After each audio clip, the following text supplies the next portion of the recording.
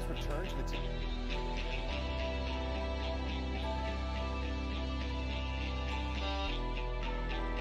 Liquidity has returned to the TSX venture, Canada's preeminent small cap exchange. Don't let me go!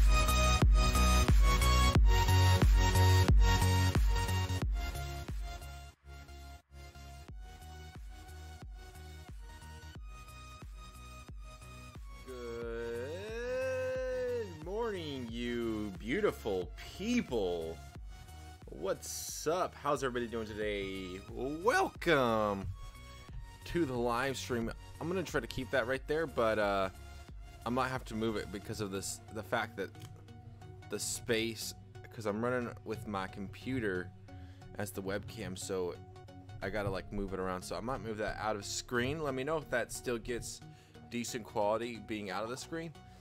Anyways, what's up everybody? It's good to see you all today, right now, here on YouTube.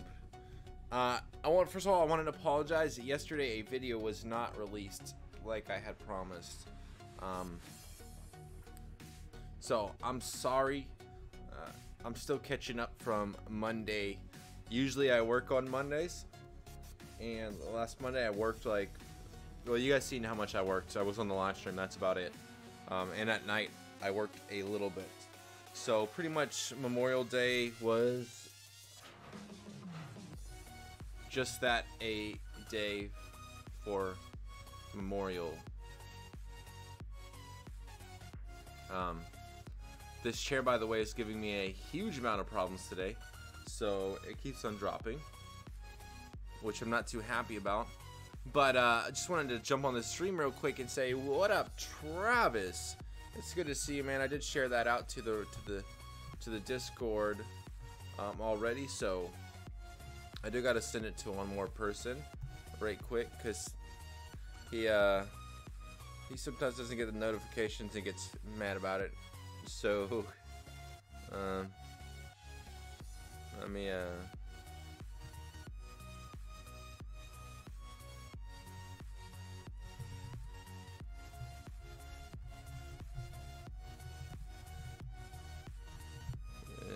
get a noti.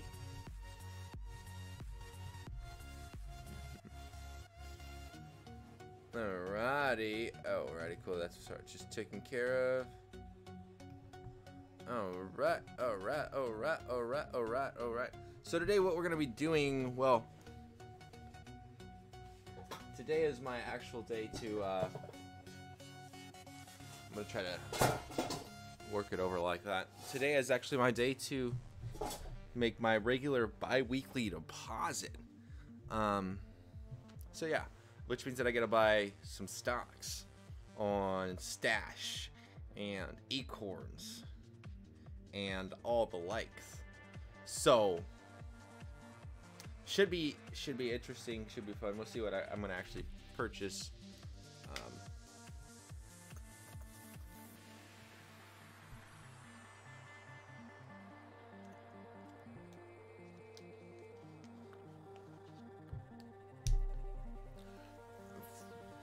But before I jump into that,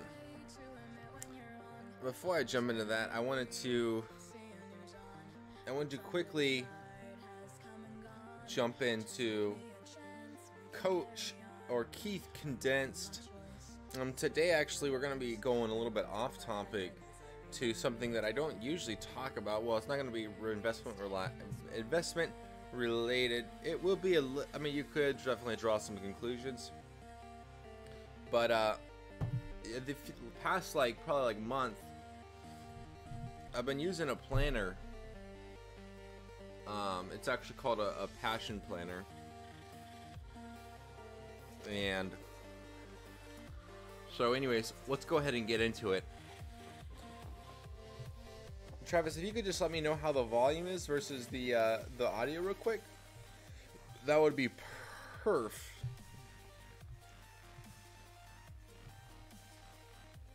And then I'll go ahead and jump into it. We got 3 watching. Y'all better be slapping that like your mama told you. What up, Slash? Good to see you, man. It's good to see you. Good to see you. Welcome to the stream. You guys could just, quickly let me know if the audio versus the audio for my voice versus the music on the stream is perfect, or it's not drawing it out. Okay, it is good. Awesome. Thank you, Travis. I appreciate that, man. All right, let's go ahead and just jump into it real quick, and then I'll be back on the stream and all that kind of stuff. So just give me one quick second. Hey, what's up, everybody? Welcome to the live stream, or if you're watching this at a later date, it will be known as Keith Condensed. I did run a nightly or daily live stream. The schedule is getting transformed into a picture, which will be eventually at the bottom of the live stream feed, right down in the bottom. In case you're wondering what just happened with my fingers right there, this is recorded on a webcam and not on my actual 4K camera. But today what I wanted to touch on was why I use a planner. Specifically, the planner that I use, let me go ahead and reach down and grab it real quick, is actually called a passion planner. My wife and I got these about a month ago, or about a month and a half ago, and I've really been enjoying using it. This is the first time that I've ever used a planner, so it's been a little bit awkward. Some weeks I don't use it. Actually, like the last week I didn't use it, and it was chaotic and hectic. But the first 2-3 weeks I've been using it, and then I just picked it back up on Monday again. But I think the reason why it's so important, well, especially for me, to use a planner is because typically I mean, for me, throughout the day, when I go throughout the day, it's like I'll do whatever I want to at that moment. So whatever I feel like doing at that moment, that's what I usually do, which is not always the most productive way to go about your day. And so there's a lot of time that gets wasted. And then not only that, but the will to do what I need to do, or the will to do what I feel like doing at that time, typically can be surpassed by someone else's will or need for help or whatever it may be. So for instance, even if I got to get work done myself and someone else is like, hey, can you come help me with this real quick? It's like, oh, you know what, like I did have work, but yeah, like I could go help you with that, because I could just pick up this work that I need to do here in a little bit, you know what I mean? And so my priorities get all out of whack. And so with the actual planner, what I'm able to do, and what I actually really like about it, is that I'm able to pick and choose what I want to do the day before, 2 days before, 4 days before, and write it down. And so that way when someone says, hey, can you do this, I'm like, I don't know, let me check. And I just pull it out and I'm like, oh, you know what, actually no, can't do that. At that time I'm doing this. And then it's like, oh, well, like, when, you know, it's my question to them is like, I can do it tomorrow at like 10 o'clock. And they're like, yeah, no, that I need it done right now. And I'm like, okay, then you probably should find someone else. So that's, for me, it gives me the ability to pick what I want to do the day before and have that cemented the day before, so that way I don't get all wishy-washy the next day. And I feel like for me, I have a lot of time that is not wasted because I actually have a plan. So for instance, sometimes I'm like, I don't know what to create for my business, or I don't know what YouTube video to push out, and it's like, oh, okay, well, I've actually already made that decision the day before, so I don't even got to think about it that day. I've already pre-thought about it on a time that has been scheduled out for me to think about and plan out my tomorrow and my next day and my next day. So I think if you do not use the planner, you should probably look into it, especially if your day seems chaotic and hectic and you're maybe not the best time manager. I'll look into using one, because it really does help you. I think for me, like, I was so scared of using a planner because I didn't want to be locked down to the next day, but like, I've actually been really enjoying being locked down to the next day, because I pick everything the day before that I want to do the next day. And so nothing that I do like the next day was not what I wanted to do, you know what I mean? So it's awesome. I would recommend giving it a try.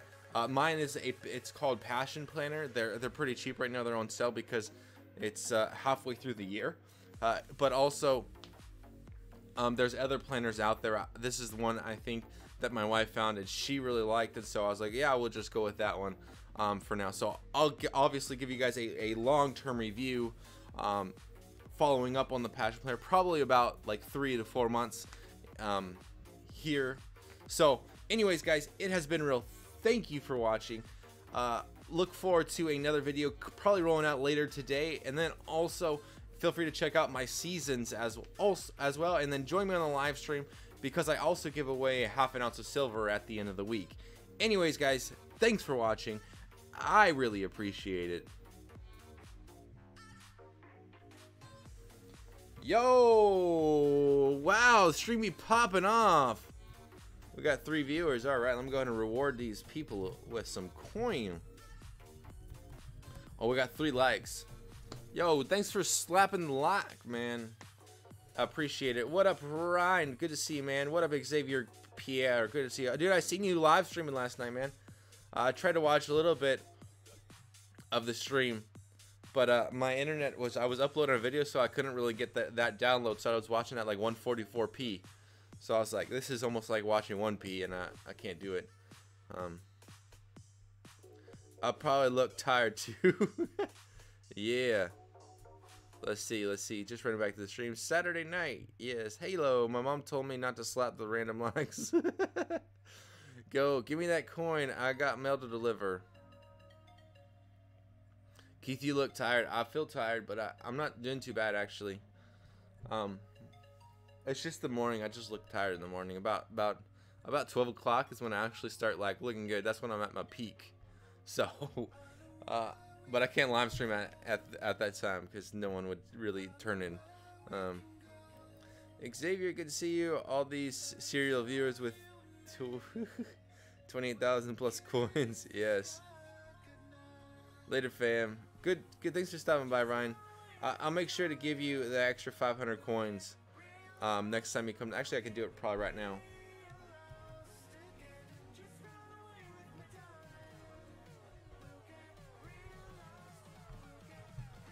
Because I don't think he's here. So even though he came in and slapped the like button, I'm just gonna go ahead and give him 500.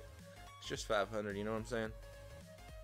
Yeah. So what do you guys think about the planners? Do you guys use the planners? Feel free to let me know in the stream what you guys, if you guys use the planner, or if you don't use like a paper planner like I do, maybe you use one on your phone, or maybe you have a different way of keeping yourself on schedule and on task. I would be interested to hear your thoughts. Feel free to throw them up in the stream, and if not, you could also throw them up on Discord if you want. But I'm just not over there right now, so I want to give you the instant gratification of that instant response. Let's go ahead and yeah, it did. It was like, I was like, what the heck? Like, we had a huge sell-off and then back. Like, I'm back on Robinhood. I'm above 1,300 bucks. I use a digital planner. That's cool. Yeah. I tried using a digital planner. How do you feel about cannabis stock? Because I'm not sure if you discussed already. Only been watching a few months. What do I think about cannabis stocks? Eugene, good question, man. Very good question. First of all, I think there's huge benefit to cannabis. So I'm a big proponent of cannabis. I've seen the way that it has some of my close friends have been using it for medical reasons, and like huge benefits. Like, used to be taking morphine and don't even have to use morphine, and can basically only use cannabis to manage their pain. Huge benefits, I think, with getting crap done. Their mental focus is like incredible. So huge proponent of it. However, I think specifically maybe what you're talking about as far as cannabis stock, I think you're referring to what's on Stash. Feel free to let me know if that's what you're talking about, or if you're just talking about cannabis stocks in general.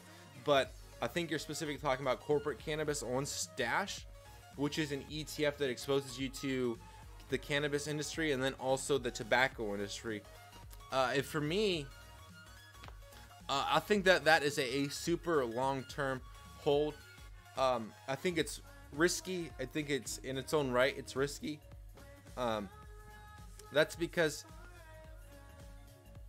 well, first of all, most of the companies that are in that ETF on Stash are going to be Canadian-based companies, especially the cannabis companies. So if Canada decides to legalize it nationally, then obviously that ETF could increase quite a bit. Secondarily, if it gets legalized here at the federal level in the United States, even medically, I think that stock will again jump up some more. But as far as yeah, I'm on Stash Ramen. So on Stash, I don't own much of corporate cannabis. When it first released, I bought $20 because one of my goals was to own every single ETF. And so that was the way that I was going to do it. Actually, what I was doing first was I was going to own every single ETF and then go back through and then set target percentages. And then at some point in late 2017, I realized, like, maybe I shouldn't be doing that, and maybe I should be setting up target percents first and then going back through and then adding all those ETFs once I reach those percentages, those target percents. So yeah, anything that can keep people away from opioids, exactly. Those things are freaking addicting as all get out. So with that, on Robinhood, there are two stocks that I own that are cannabis stocks. And actually, one of them is my best performing stock. One of them used to be my best performing stock, but it had dropped basically from $4 back down to about $2. And so basically it's about, I think I'm probably up 10% on that one. Let me go ahead and switch over to the screen, and then I can show you on the actual Robinhood desktop platform exactly which 2 stocks that I'm invested in, and then I can kind of share my reasons on why those ones. Let me go ahead and convert real quick. I just got to pull it up on the OBS. Give me 1 second.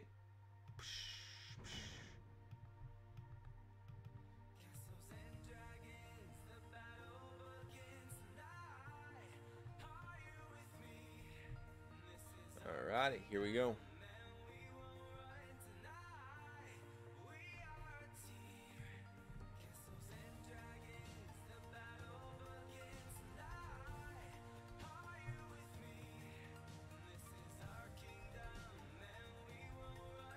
Alright, and let me go and pull up Robinhood real quick.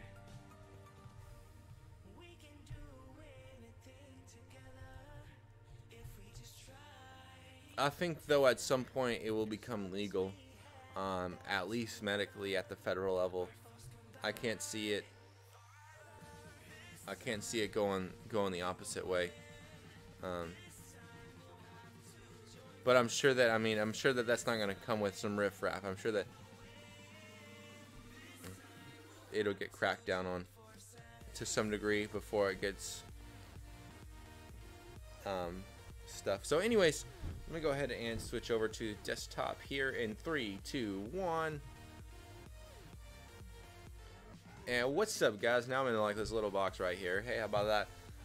So the 2 stocks that the 2 actual cannabis stocks that I own on Robinhood are, one's called IIPR, and I'll go ahead and open them up in a separate tab, and then also the other one is called XXII. Both of them, if you've invested to any cannabis stocks on Robinhood, you probably know about XXII. That's pretty much the most popular one, from my understanding. Like, a lot of people like and buy that one because it is only like $2.16, so it does have a lot of volatility. Like, there are other stocks that are cannabis related that are like over $100. So this one, I think the masses can't afford it, and so it's like a lot of people have bought it. But first of all, we'll go ahead and look at Innovative Industrial Properties, which is IIPR ticker. And this is eventually what they're hoping to do is turn themselves into an REIT, but basically it is a company that focuses on acquisition, ownership, and management of industrial properties leased to experienced state licensed operators for regulated medical use cannabis facilities. It intends to acquire properties through sell leaseback transactions and third-party purchases. So this is one of the companies that I own. Basically, what, from my understanding, what they do is they, in a roundabout way, buy land and then they lease it to farmers, and the farmers grow the cannabis and they pay rent, obviously, and so on and so forth. So so far they've been doing really well for me. I'm not going to say whether you should invest into them or not, but so far I've generated a 115% return. Right now I probably feel like they're pretty high price. I think that today they set a new 52-week high. Let me go ahead and actually I think I can scroll down and check. No, not on here. You can't check on here. But yeah, I'm pretty sure that they just set a new 52-week high. This is pretty much their chart over the last like 1 year. So I bought into them in around January, February of 2017. So this is kind of their growth in the past year. So for me, it's a super long-term hold. I like the fact that they do pay a dividend, and they pay a 1.7% dividend, which is nice. I feel like that does alleviate a little bit of risk. So we'll see where they continue going on into the future. For me, they're like based out of San Diego, but not really. Their actual like company is registered in Maryland, so a little bit confusing how that works. But I actually have a review on them, in-depth look into them. I'll go ahead and actually share up the link right now in the feed. Let me go ahead and grab that for you real quick, Eugene.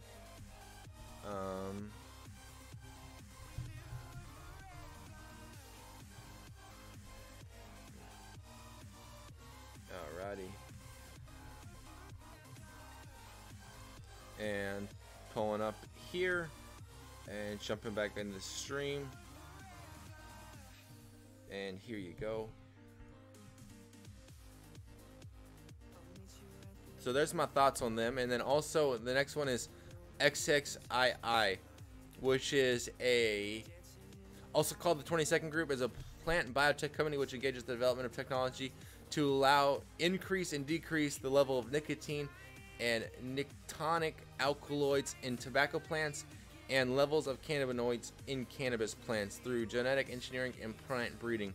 Its products include X22 modified risk cigarettes, Spectrum Government Research cigarettes, Magic 02 and Magic 2 Moonlight, Red Sun variable nicotine levels research cigarettes, and Verifola.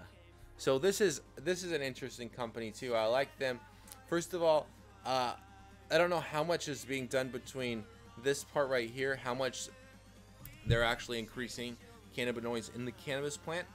I do know that they've been doing, I've heard a lot more news about their naturally nicotine-free tobacco plant, which I think is, I mean, I guess it's not that natural, but it's like they didn't have to change, my understanding, they didn't have to really change the DNA structure of the tobacco plant. So I think that this could be something, first of all, it's super speculation because I don't think that they actually generate any money yet from operating. So I'd have to look into that again. But for me, it was like cheap cannabis stock. I bought it last year. At one point, I was up over 100%. Right now, I'm probably, up only 20%, and which is like $3.81. So I'm not really exposed that much to it. But for me, like, I feel like this is pretty much at its base again. If you look over the 1 year, or we'll just go 5 year on that. We had a big run up in like February 2014, but pretty much it's been hanging around. Like I bought in right at this point, right?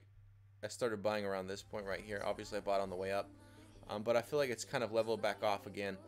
So I think that with this stock, we're just waiting for big news to come out or something like that. It's usually, this stock is usually a news-driven stock, so we'll see exactly what happens with that, and also like FDA approval, all that kind of stuff that goes into that. So it's going to be a biotech company, which means that FDA approval, all that kind of stuff is, you know, super important. So risky, because if they don't approve it, then the stock price is going to plunge. If they approve it, then it's going to go to the moon, basically. So just some interesting dynamics with there. I'm going to jump back on the stream real quick because I've been away from it for about a little bit of a while, and just to see what's going on. Yes, make sure that, thanks, definitely appreciate it for sure. Do you know did you know they got MJ apps get weekly alerts regarding, I didn't even know that. No, I didn't even know that.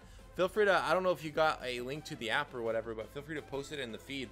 That would be awesome. I mean, for me, it's, the news doesn't really bother me a whole lot because for me, it's a super long-term hold, like I was saying. So it's kind of like, for me, like I look at this and I've already risked, I say, 20 bucks on it. For me, like in 5 years, like what's 20 bucks going to be worth on my Robinhood account? Not a whole lot.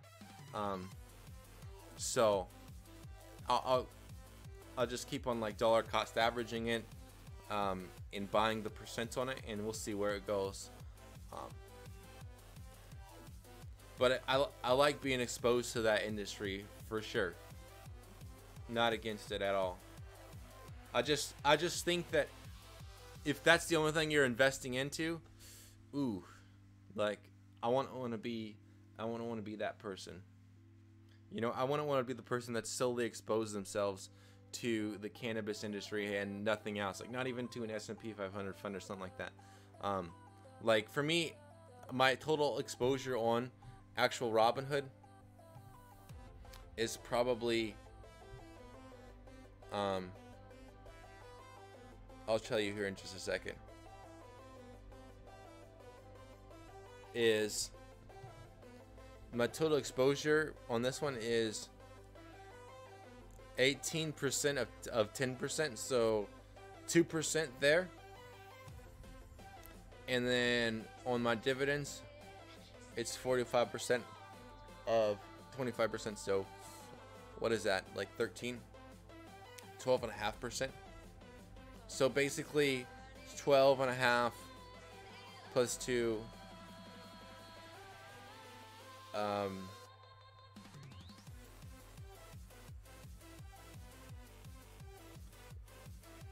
Basically, I think it would be, I would say around 15% exposed into to a little bit less than 15% exposed into to the cannabis industry through Robinhood. And it's not supposed to be like that.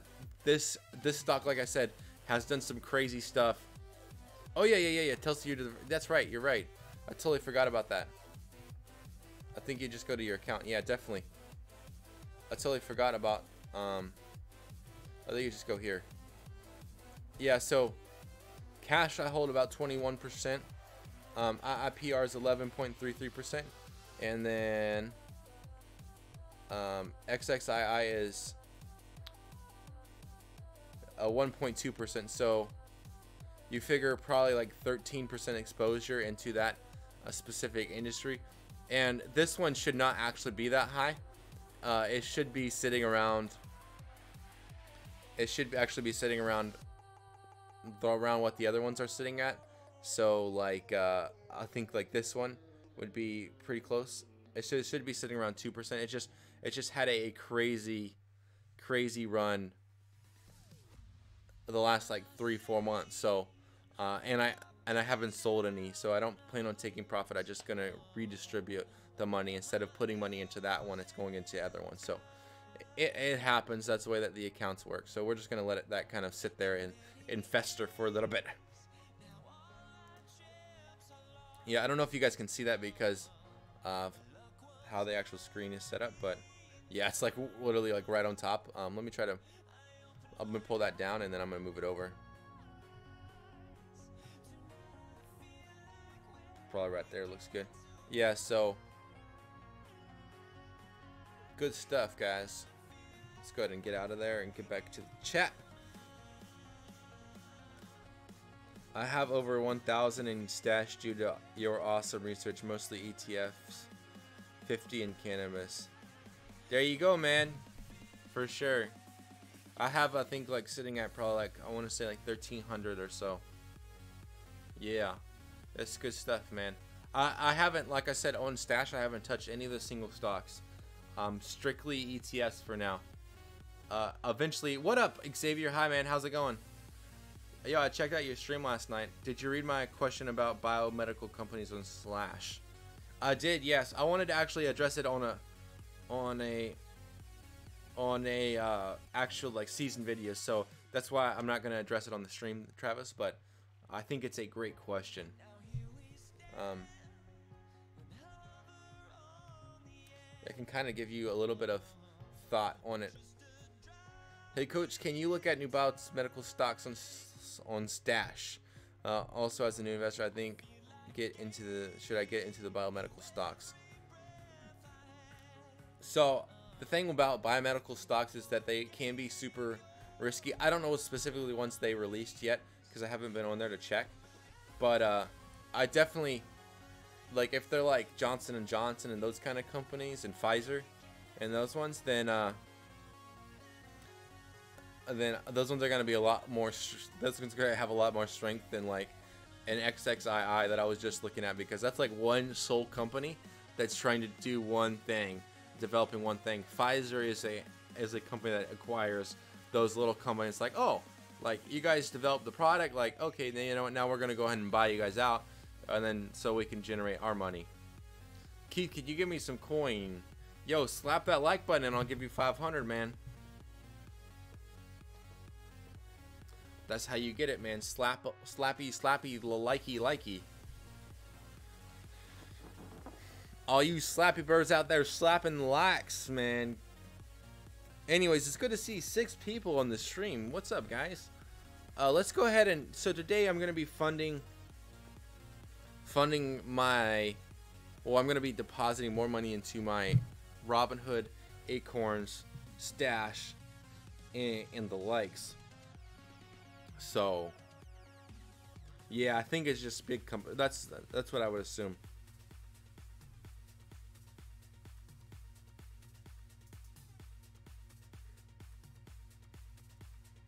Alrighty, let's go ahead and make this work. Account. Let me go ahead and pull this off screen real quick, just in case some important information shows up, because sometimes that does happen. Alrighty. So today, usually what I do... Oh, you can see the last 4 of my card. Oh well, whatever. I'll just scroll down a little bit, right? So, what I do on today's like today is... Last time I made a deposit was on the 17th, so I make a deposit every bi-weekly, basically. So we're going to make a deposit for $13 from my Navy Federal account to Robinhood, in the review and submit. So actually what I'm going to go do now is update on here and put an additional $13 on there to see if anything changes on my actual like spreadsheet. So this will be 7, that'll add a 1. Hey guys, I finally made it over 1,300 bucks. That's awesome.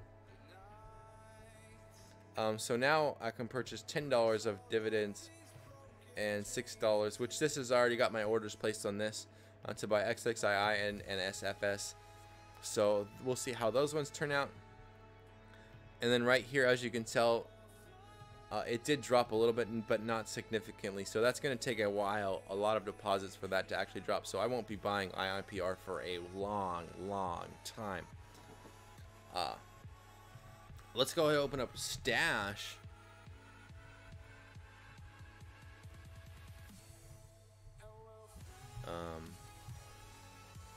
We'll also go ahead and open up Acorns as well. Coach, you need to change the vault owner. Yes, you're right. You're right. Let me get that. Let me fix that real quick. Total. That was on my to-do list. Pre-market after I went live, but before I went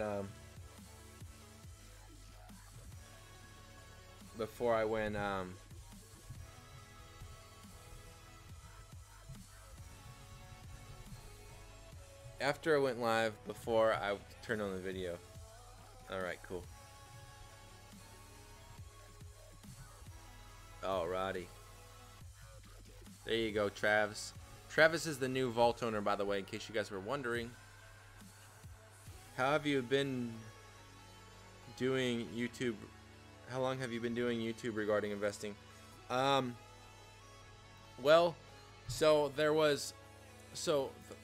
I've been doing YouTube for a long time. Actually, you can go back and like look at my first few videos. Typically, I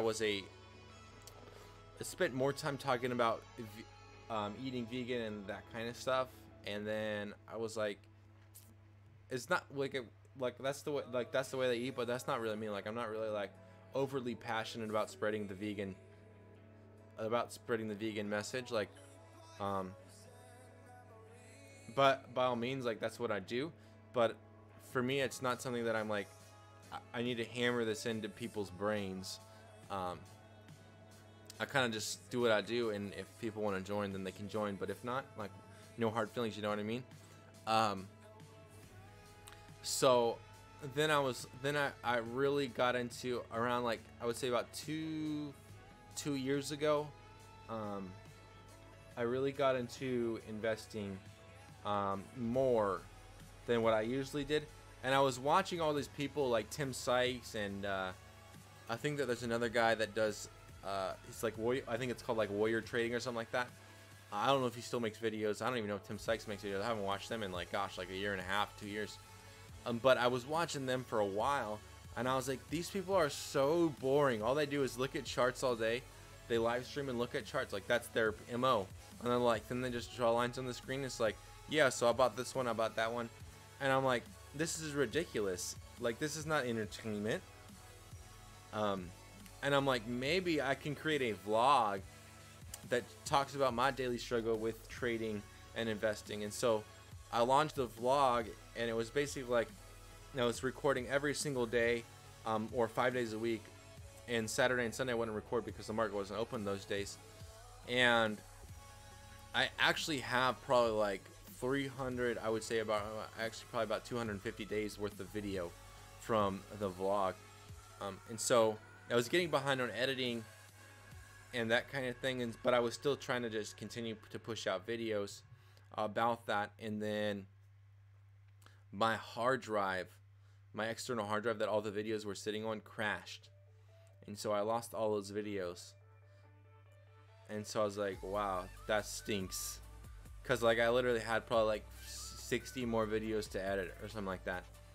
Which is a lot of videos. That's, for some YouTube channels, that's like a year's worth of videos. And then after that point, I really didn't know what to do. I didn't really like daily vlogging, because I'm more of an introvert by nature. So it seems kind of weird. It was interesting. That was something that I really wanted to talk about too, but I want to save that for a season video, which I might come out today with, but we'll see. Or actually, it would probably be in a couple days. But I'm an introvert by nature, so my wife is so funny. She's like, I've never seen Keith like this in front of a camera before, but like when you take him out, like he's really a quiet person. He doesn't really like to have the spotlight or anything like that. But for me, this space that I'm in right now is a very comfortable space for me. I'm very used to this, and so for me, I can really let my personality shine through. It still takes a lot of energy from me to do this kind of thing and put out content, but I love it. I'm really used to this space. I'm comfortable here where I'm at right now. When I was vlogging, it was very hard to be comfortable. Like every single day, I felt really uncomfortable. And so I was like, I'm not going to do that anymore. So then I went to just like, well, I'm going to record. Like, I was trying to really find out a style of schedule. So it was like a vlog kind of schedule that I would talk about different things, stock recap, whatever kind of topic I wanted to talk about, I would talk about that day. And then from there, I took probably about a month break. And then I was like, yo, like, I talked to my brother. I was like, yo, let me borrow your camera. I'll set it up in the garage, and then what I'll do is I'll just start recording. And it'll be kind of like a live stream, because at that time I couldn't live stream because I only had like I think I only had like 200 subscribers or less. And so I couldn't live stream through the actual YouTube platform. I could only like upload videos. And so I was like, yo, I'm gonna borrow your camera and I'm just gonna record, like try to keep it about 10 minutes and just go for it. So that's what launched the seasons. And if you go back to the first ones, that's what it was. It was just me with a camera recording. And then about, I would say a month into that, I got another camera and set up another camera as B-roll. And I would go through and I would edit and I would edit and I would edit. And as the channel grew, I was able to purchase another camera, which I bought this one, which is a 4K camera, and continued to growing. And then at episode 100, I redid the back wall to make it look better. So the channel has been kind of growing, and I've been really talking about investing. So we're coming up probably in like the next, I want to say like, gosh, I think 2 weeks or so. We're coming up almost on an entire year of Coach Keith, the seasons. So I feel like for me it's an awesome accomplishment. But that's pretty much how long I've been talking about investing on YouTube. I went more not just like general investing for the first like year. I went targeted, specifically apps and that kind of thing, which I probably will stay. Try to keep it targeted on those apps when they do make moves or changes or whatever. it may be, but for now, it is what it is.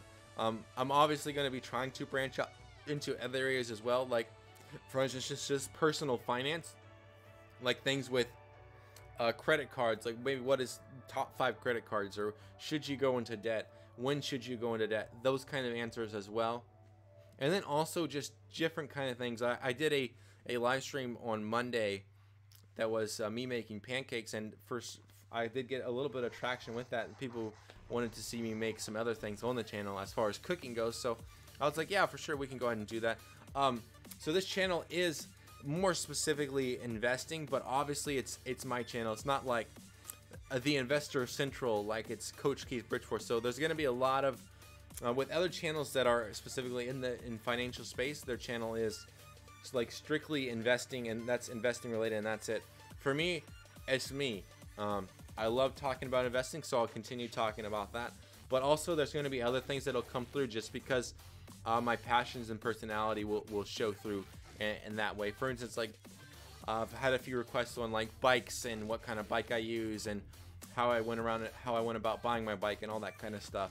So, and then running and whatever else it may be that I want to talk about, I'll talk about. But for the most part, it will be strictly, it'll be investing, but other things will definitely come through as well. So, I hope that rabbit hole did not last too long. Let's go ahead and fund my stash account. I think I gotta click. Oh, nope, don't want to click there. I think, yeah, make a deposit. So we'll just go ahead and make a $20 deposit. This is going into my stash. It's going into stash cash, and just once, and that should be in there instantaneously. And then I also need to go to stash retire and deposit 15.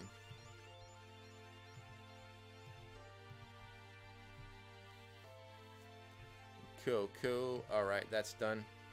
And then lastly, I need to open up my Acorns account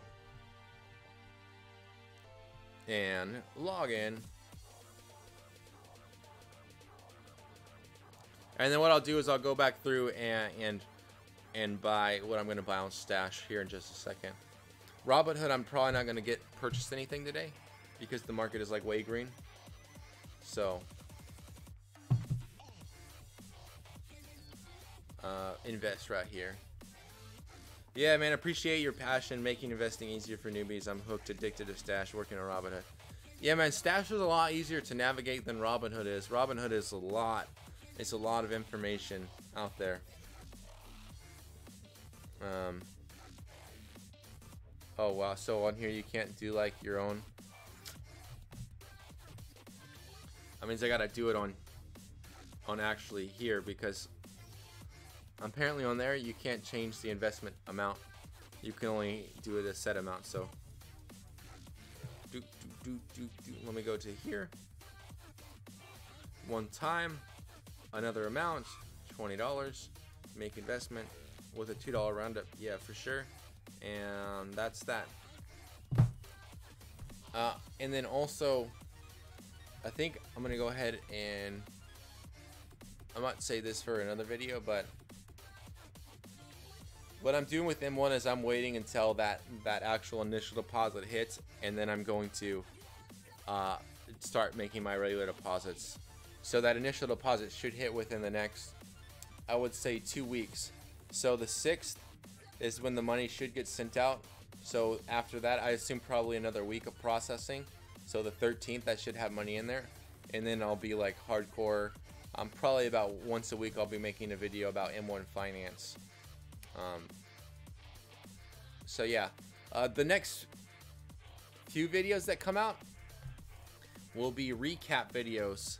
So like Robinhood recap, stash retire recap. So all of next week will basically be recap videos, which is nice for me because I can definitely like pre-record them, and I've kind of already got a system on the way that I make those videos. So it's requires a lot less work for me, which is nice because that gives me a little bit of a break. So anyways, let's go ahead and Acorns buys them himself, so it'll just do it based upon target percentages or whatever it may be. I want to actually go look at performance on this. This over the last month, I've done 1.56%. That's not too bad. For especially a very conservative. I feel like I'm overly conservative right now. But in the past 1 year, I've done 9.09%. However, overall, I've only done 10.57, and this is after 2 years. So I don't know if that's because I've been depositing and keep on depositing, so it's been screwing up my percentages or what. But because my account's been getting larger, so for instance, 10% on $100 is going to be $10, but that 10% on an account that's also $2,000, only that $10 is like not even a percent. So I think that's why there's such a discrepancy in the market gain and loss on the overall, because my account was a lot smaller back then. So just some thoughts there. But let's go ahead and get back on Stash real quick. And see if the actual deposits already hit. Typically they hit pretty fast. Let's see my portfolio. It should. I think it does happen automatically. So I'm gonna go ahead and look on the actual app here in just a second to see if it's on there. Because usually they allow leverage. So yeah, they do. Okay, so it's on there. It's right there. I don't know if you guys can see that. Probably blurry as all get out. Let's go ahead and so there's that. Let's go ahead and go down, and on here it's hard to see because they don't tell you. I strongly dislike the desktop version of Stash. It's nothing on here. Like, so you got to click it to find out what your current position in there is. And right now it's 25%, but they should have it on the actual main screen like they do on the phone. And I don't understand why they can't. So this one is going into Park My Cash until it gets to, I believe, 25%. Eventually, probably into next year, I'll probably turn that back down to like 15 or 10%. But for right now, I'm leaving it at 20%. So we'll go $20 just once. And for my cash, place order.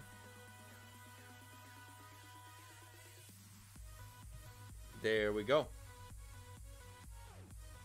Alrighty, so that order is being placed there. Stash Retire is another place that I need to go real quick. Let me open that up.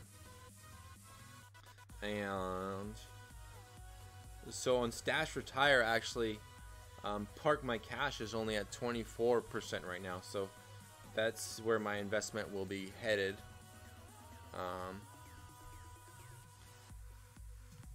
And it's because everything else is running up and this thing hasn't moved. So we'll go ahead and put 15 in there. Next, no, just once. And from cash, yes, place order. Boom. There you go. So once those orders get in, which will be later today, because I think the first trading window is at 7, so I missed it. But yeah, that's that, man. Which actually my retire portfolio is all at equilibrium, so we'll see how that actually runs. But yeah, those are the accounts as far as they go right now.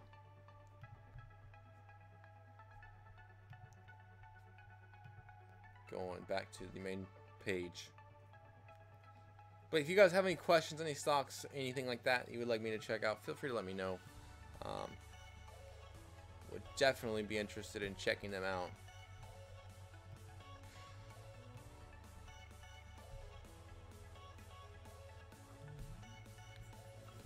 Cool.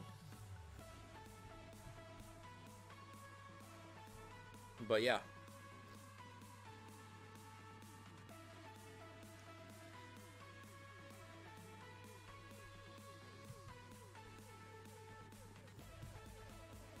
Ding, ding. Yo, 5 likes, man. Yo, and I just see myself yawning right there. So I updated the live feed and I see myself. I'm sitting there like that. So there you go. And then here's also for the new likes that just came into the stream. Apparently I missed them. So thanks for being avid, man. Avid watchers, avid viewers, man. That's awesome. That's so cool. By the way, guys, I just crossed over 1,800 subs. So that's hands off, man. Hats off to all you guys for staying with me a long time. Does M1 reinvest your dividends?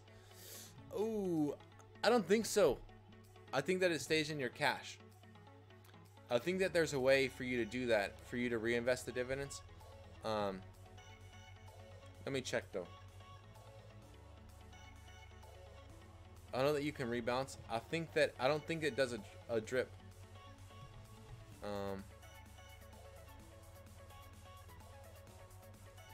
I was looking to see if there was a settings for it. Probably in here. Settings maybe. Oh gosh. Oh gosh. Oh gosh.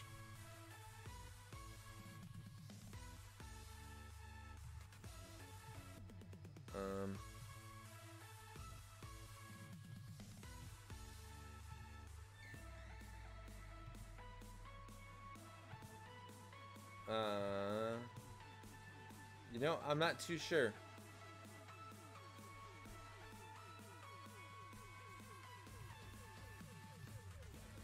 I think that you can have it set up to where it reinvests the dividends. I'm sure that it does default. Possibly. I know that it probably used to. I would have to. I don't know if my wife's account's been paid. Let me check. My wife's account should have paid dividends. Let me check to see if hers has been paid dividends.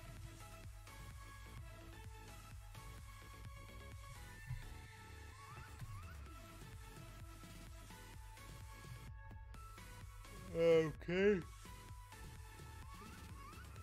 Deposit dividend. Yeah, so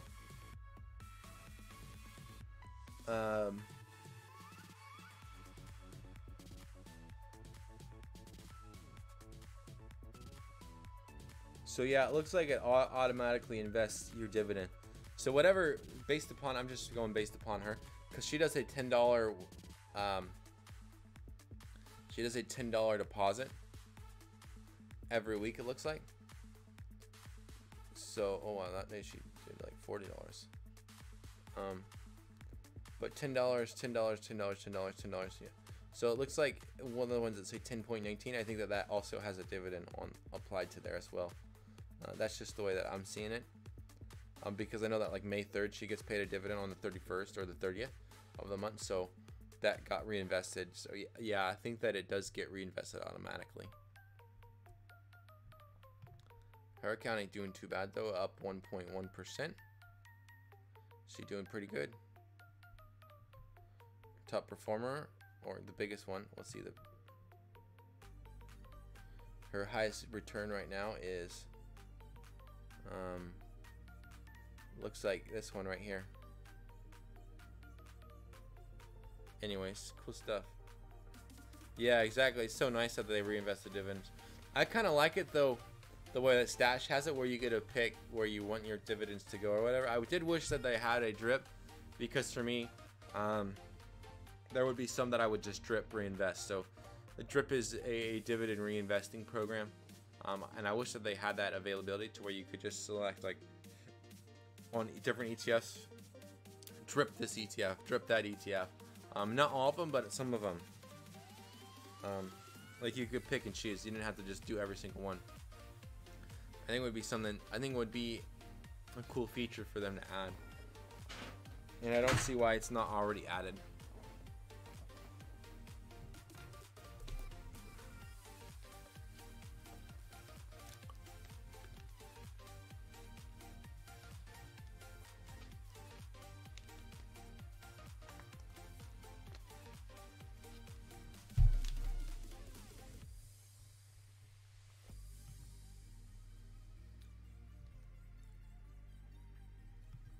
So yeah. Oh man, I totally forgot to record that one too. How do you invest in stash to cover fees of stash retire / retire monthly? Yeah, so with stash retire, I probably let me go look at it because I'm pretty sure that I won't break even this year. I'll lose money on my IRA. That's why I'm mad. You wanna know why I'm mad? I'm mad because that.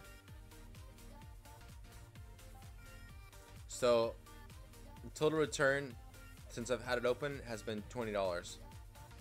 I have to. I wonder when I open this up. Let me go look at my actual account. Well, I won't be able to find it on here. Let me look it up on here, you know.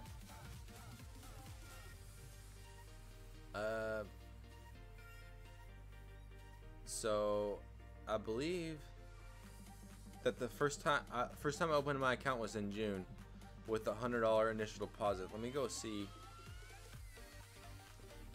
I can tell you probably right now I won't be breaking even on stash.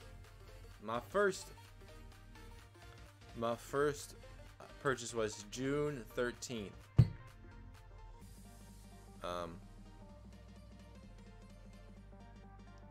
So what does that mean? That means by the 13th of this month, or of next month, this has to be at $24.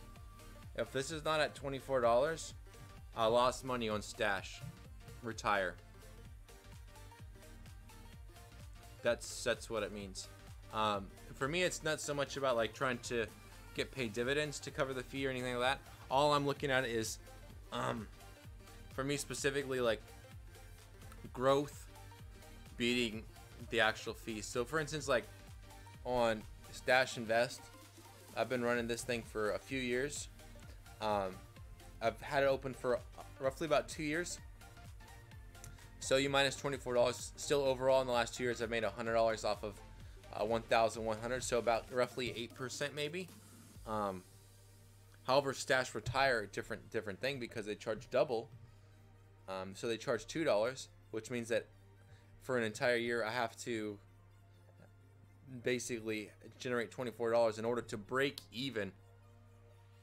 That's not including inflation or anything like that. So technically I've lost quite a bit more money on my Roth than what it says. It says I made money, but really, honestly, I've lost money. I know that I have because the fees plus inflation equals that I lost money. So personally for me, I'd like to pull my money out of Stash Retire and transfer it into another account that is free. And then just try to run it the same way that I would run Stash Retire. But for right now, I'm just gonna leave it and let it run. I know that as the IRA continues to grow, the fee will not be as bad. Plus, I have this sneaky feeling that Stash is going to lower that price because I think that they got to. Everybody else charges $1 or less, so I think that eventually they'll have to lower that price. And if not, I'll just move my money somewhere else. Logically, I think that's the best thing for me, is to not be paying $24 a month on a $500 account, or $24 every single year on a $500 account, and move it into an account that I pay nothing on a $500 account. The only problem with that is that the fee for transferring, just doing a straight rollover, is like $75. So that's kind of why I have left it alone. However, I do know that you can like just pull out the money, and I think you have like 30 to 90 days or something like that to put it into a different Roth IRA. So even if I closed all my positions and pulled it out of there, I think I have like 30 to 90 days to get it into a different account that's a Roth. So I could go with like a manual kind of rollover or a manual fund or something like that. So we'll see how that would all work. But yeah, just some interesting stuff there. I mean, and I do hold 25%, like I was saying, on here. So on Park My Cash, which right now I think logging me out, man. So like on here, Park My Cash, I'm just seeing if it's gonna show me how much I've made. Of course it won't.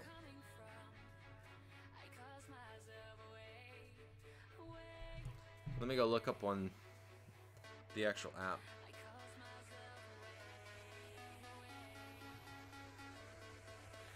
Back, home,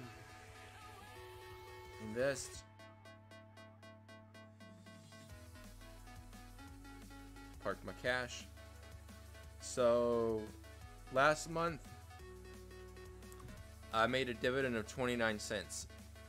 So that obviously helps cutting down the cost of it by about a third by holding just Park My Cash, because it pays about 30 cents. So I would like to see that at $1 and then not have to worry about that fee. But for right now, only paying 70 cents on the dollar is not too bad. Thanks for asking. That's a great question.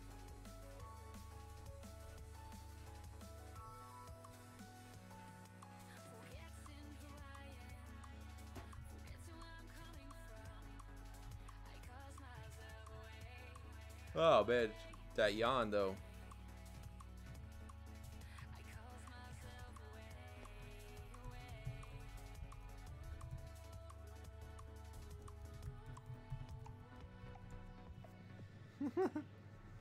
So yeah, that's kind of the way that I'm rolling it.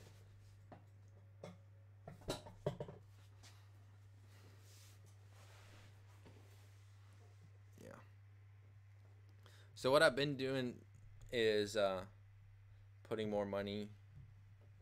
Just bi-weekly deposits is what I've been doing. And so far it's been working for now. And it's not been really that much. It's been, I think, like $100 every it's been like almost just $200 a month is what I've been putting away.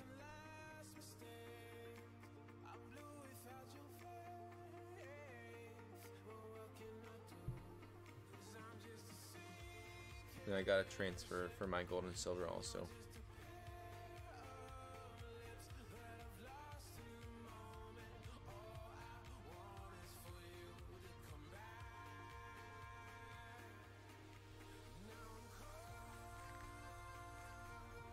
And cool.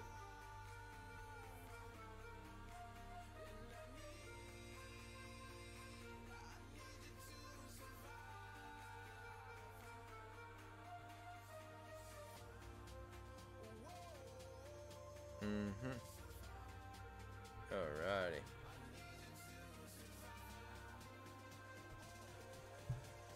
And that's that, yeah. So everything's all set up, everything's ready to run into June. I can't wait to look over the actual accounts and see how they're doing. Last month I did really well, so we'll see how I do this month.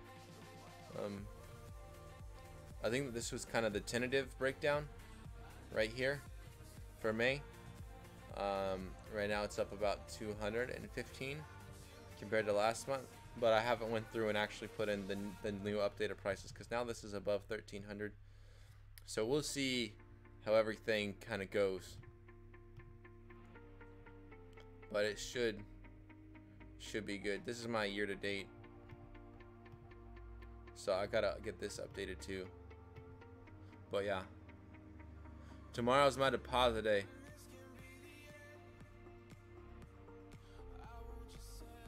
I level up my first loss today. Tomorrow is my deposit. There you go, man. And like, I don't think so. By the way, red months are the ones that I had closed the last month higher than I closed the next month. Yeah, man. Like, I think that regular deposits are key, man. Super easy way to remove emotion from the market. 40 in Slash and 20 in my M1. Awesome. Do you know what you're gonna buy, or you already got that set up?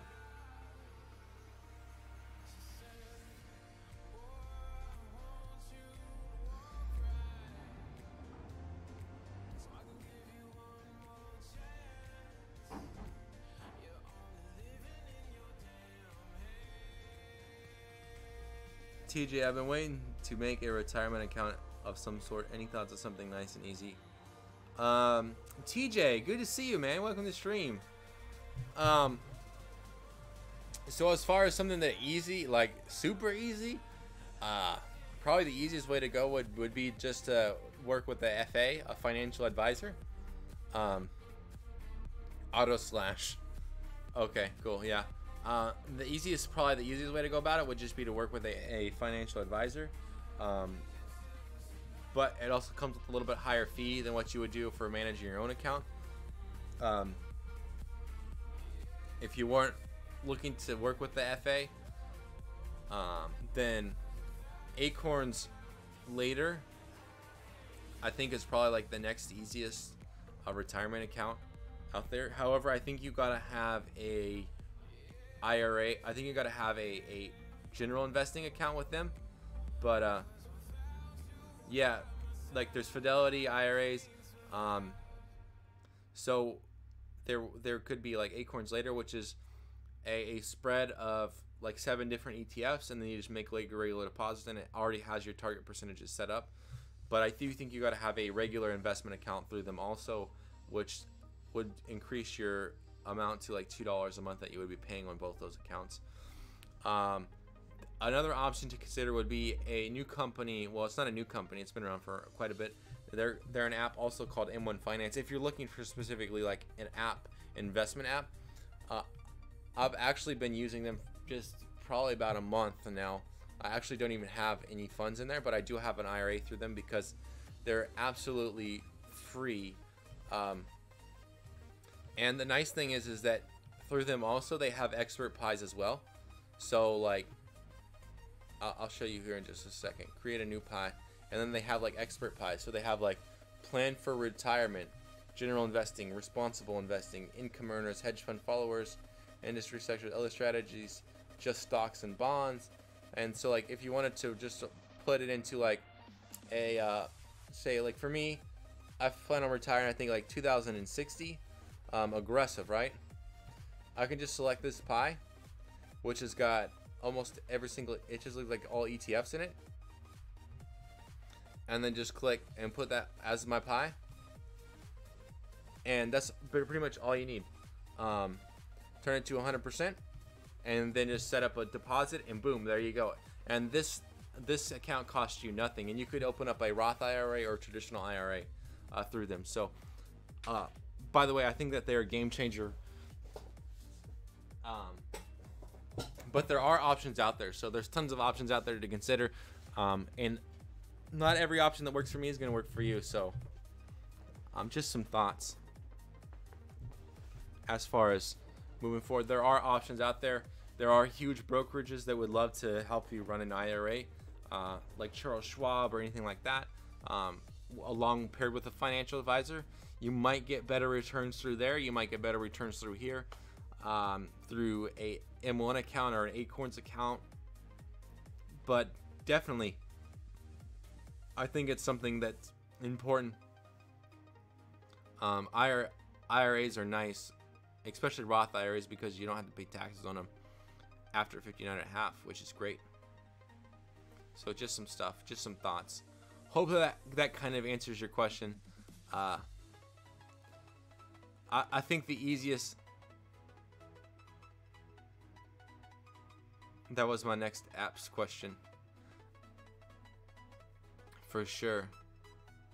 Yeah, so there's tons of options out there. I think for me, when I think of easy, nice and easy, I think of something that I can just set up an auto deposit and let it run. And I don't have to look at it. I don't have to always be worrying about it.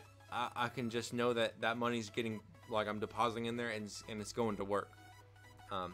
Whether that be through using an FA so that your account can be more managed, or be it through a investing app that does it based upon target percentages. So yeah, I mean, it's definitely something to look into. I would give them a call. Great customer service, great company.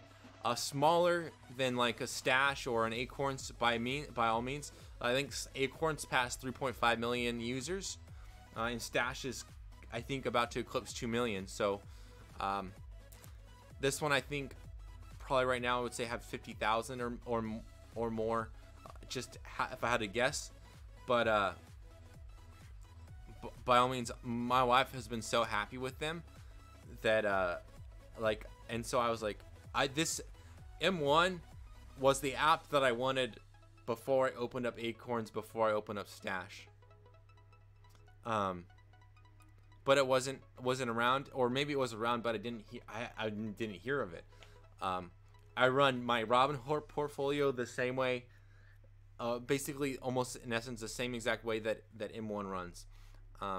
My Acorns portfolio runs exactly the same way. I could set up, literally, you could take your Acorns portfolio and set it up the same way on M1 Finance, but do it for free. You could take your investments that you have on Stash. For instance, me, I do target percentages. So, like I could do 25% delicious dividends, 25% park my cash. I think it's like 15% real estate investment, and then we'll say like 10% third ETF or whatever. I think that would be like a fifth ETF, and then the rest of them I could just do like a hodgepodge, and I could set that up in here and let it run itself. I wouldn't even have to get in there and adjust it, buy what I want or whatever. So super easy, set it and forget it. And also I like the fact that you can get as more advanced if you want. So for instance, you can buy other stocks that are traded on the NASDAQ. You're not limited to just what's on Stash or limited to what's just on Acorns. You can put other holdings in there. For instance, if you wanted to add some Amazon into your actual pie, you could go ahead and do that. So you could have like that long-term 2060 retirement plan, and then you're like, okay, well, I want to add some Amazon. Maybe I want to add 5% of Amazon in there also. You could add 5% of Amazon in there also. Say you're like, you know what, there's a penny stock that I really want to buy, and I want to be exposed in that 1%. You could put that 1% into that pie also. So there's a lot of really cool things that you can do with M1 as far as freedom goes. Also with freedom comes risk. So there does give you the ability to... are you going to do a video comparing all three like previous? Eventually, I've kind of negated to it a little bit. The last video... Sorry about that. The last video I did, I think it's called... I'll post it up. I talk about it. I briefly talk about M1 in there, and that's because I don't really have, like, right here. It's this one right here.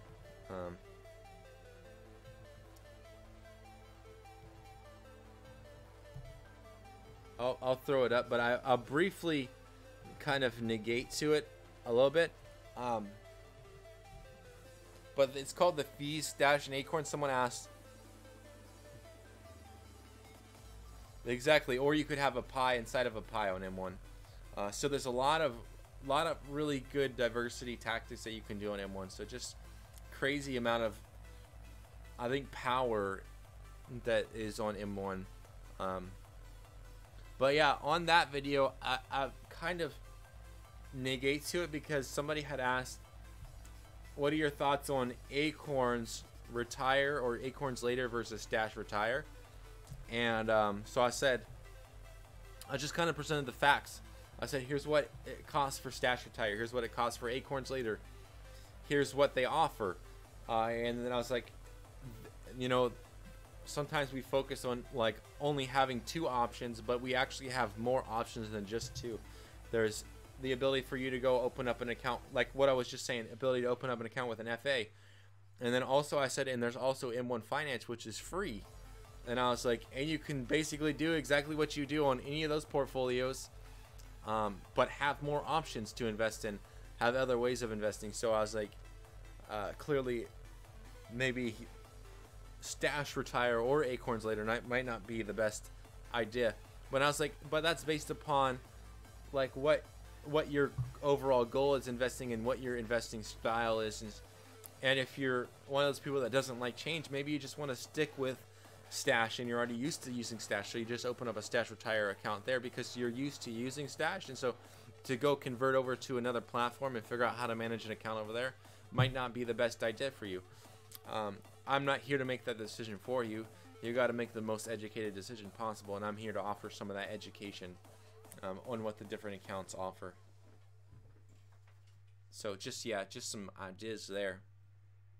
But I do plan on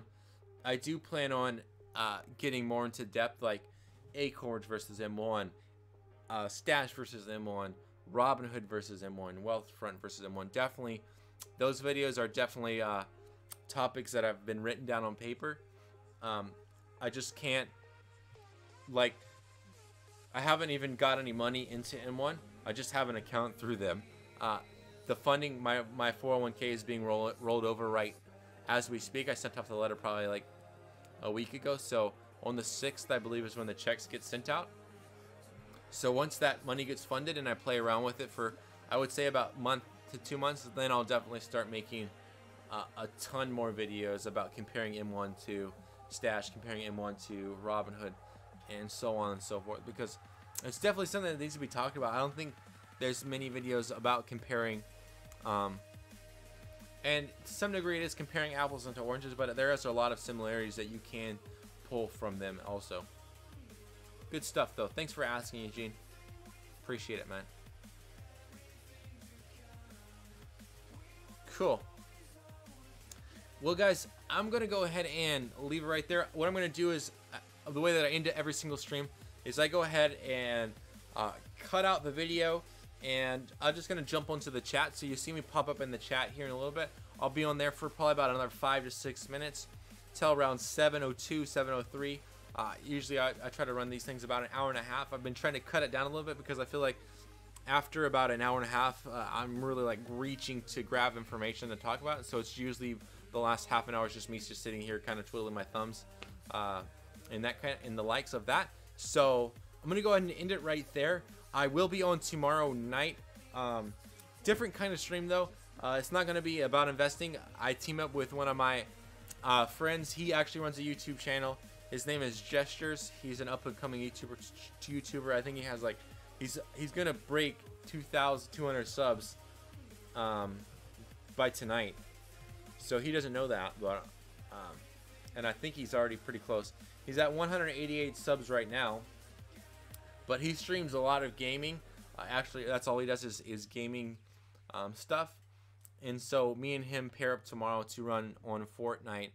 He pretty much carries me, but I've been, practicing and trying to get better. But it's kind of just for me, it's just a more relaxing stream. It's a different little vibe that I got going on. And then Saturday is when I give away that ½ an ounce of silver, and then I'll be Saturday night. So tomorrow's streams are going to both be at night. Typically, tomorrow's night stream starts around 8 o'clock, and then same thing on Saturday. So if you guys want to join up, then feel free to let me know. Also, I do run a Discord, and I do post basically every single video I upload. I do post on there. And also, if you have any questions or anything like that, you can post them up in the Discord, and people can give you your feedback. I can also try to give you my feedback also. So feel free to join up there as well. The link should be in the description.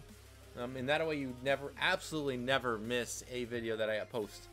But guys, it's been real. Thanks for watching. I really appreciate it.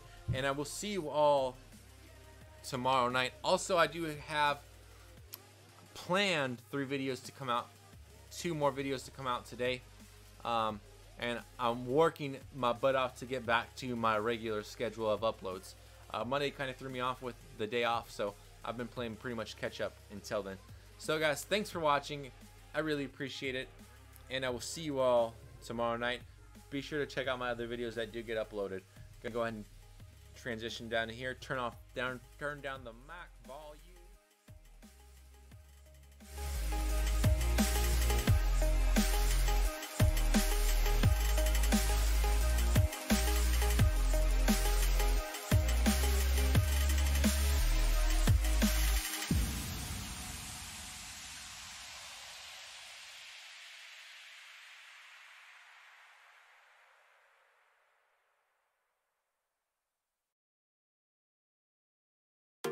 I'm on my own, broken and alone. I feel the rain crashing down all around this empty town. I'm searching for the lost and found, but you don't care, you're unaware. Keep moving like the scars aren't even there. It's in the air like a blazing flare. Don't stare 'cause the flames will burn us. I thought you were the one for me. That's why I gave you everything. Held you close by the stormy seas. Oh, you meant the world to me. I used to kiss your head when you cried for me.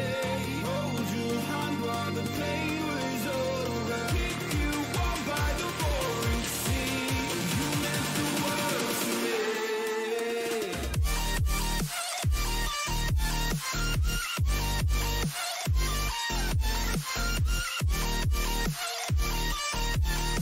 Oh, you meant the world to me.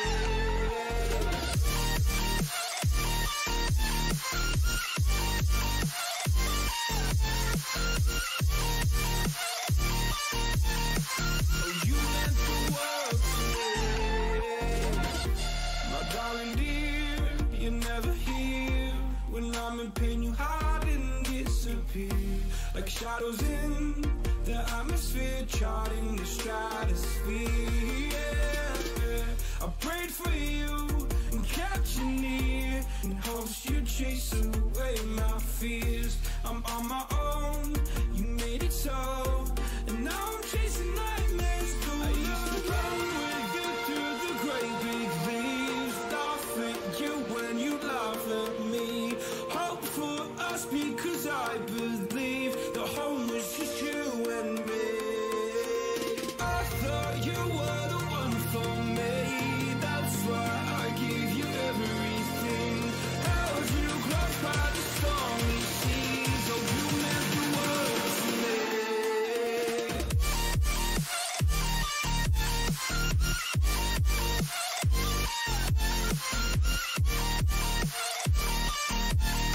Oh, you meant the world to me.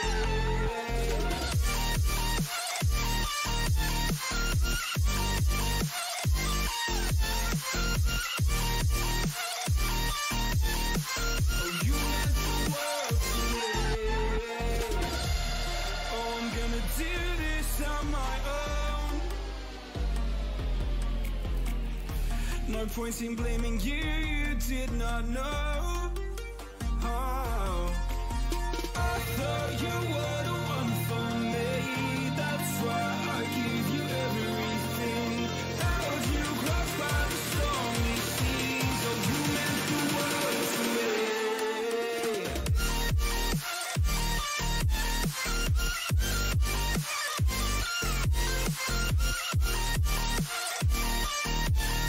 Oh, you meant the world to me.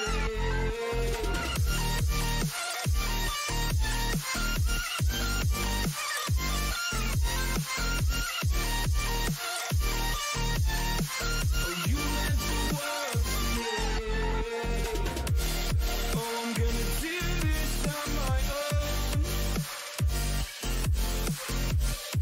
No point in blaming you, you did not know. Oh, I'm gonna do this on my own. No point in blaming you, you did not know. I thought you were the one for me. That's why I gave you everything. Held you close by the stormy seas. Oh, you meant the world to me.